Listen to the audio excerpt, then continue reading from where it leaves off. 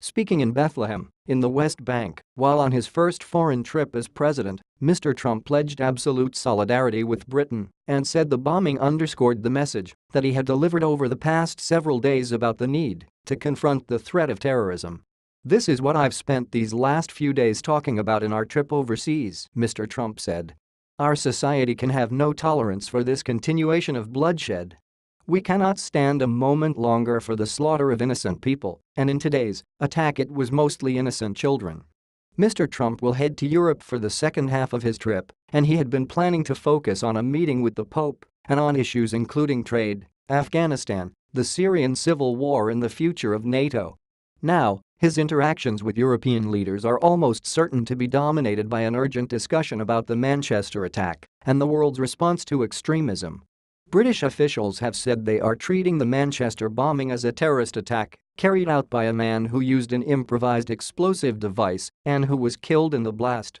But they have not identified the bomber or said if an extremist group had claimed responsibility. While visiting Saudi Arabia over the weekend, Mr. Trump urged the leaders of more than 50 Arab and predominantly Muslim nations to take responsibility for purging their lands of Islamic extremism and of those who would kill in the name of religion. "Drive them out. Drive them out of your places of worship," Mr. Trump said in a speech at a summit meeting in Riyadh. "Drive them out of your communities. Drive them out of your holy land.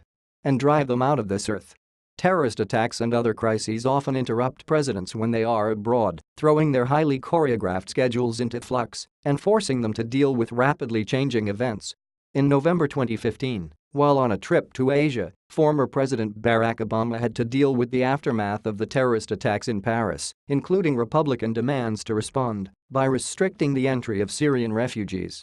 The following March, Mr. Obama was in Havana when bombs ripped through Brussels airport and a subway station in the city, shifting attention away from his historic visit to the island and toward a renewed discussion about terrorism.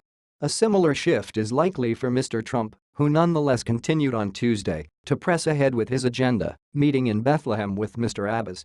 Continue reading the main story.